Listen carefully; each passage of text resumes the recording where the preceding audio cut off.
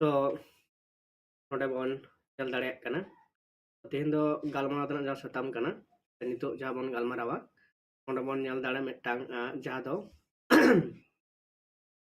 university grant commission जहाँ दो कना वेबसाइट रे बोन बोलो कना और बोन गालमारावा ए नेट जहाँ रिजल्ट आउट कना चिका लेकाते पे ñel दाड़ेगा जहाँ लिंक एम मेना कदा उनारे क्लिक करते पे बोलो दाड़ेगा ओंडे हिज कते रहो जहाँ को ओंडे ऑप्शन ñelok कना जे यूजीसी डिसेंबर 2024 चेक और स्कोर कार्ड ओंडे मिदटां ñelok कना जे हियर द आंसर की और यूजीसी दा क्लिक डाउनलोड सर्टिफिकेट तापर ओं जहाँ को पारफॉर्म चलाक कना जे ओंडे को ñelok कना डी आयमा गी मेना कदा हां ओना को तो मेन दो हुयुक कना जे नोंडे आपे जहाँ रे आपया रिजल्ट पे ñel दाड़ेगा नाना दाउन ओंटा ऑप्शन रे क्लिक हुयुगा क्लिक पोरे गे जे ओनका इंटरफेस कना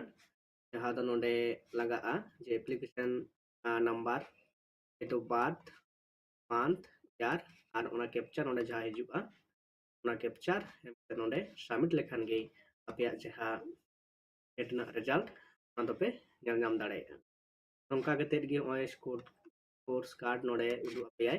और नोंका कतेद पे आपे ओना पे डाउनलोड दाड़ेगा से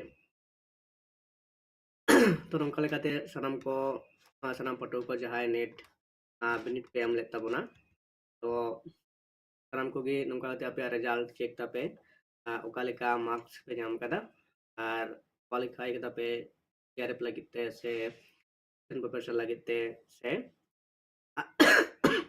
पीएचडी लगिते तो आज जुदी बापे क्वालिफाई दाड़े का जहाँ ताले नवा यूट्यूब चैनल तला तेगे आपेल को लगिते आरो दाराय कान दिन रे जहाँ तो जून रे जहाँ नेट हुआ तो ना बाकत नोंडे क्लास को हुआ आपे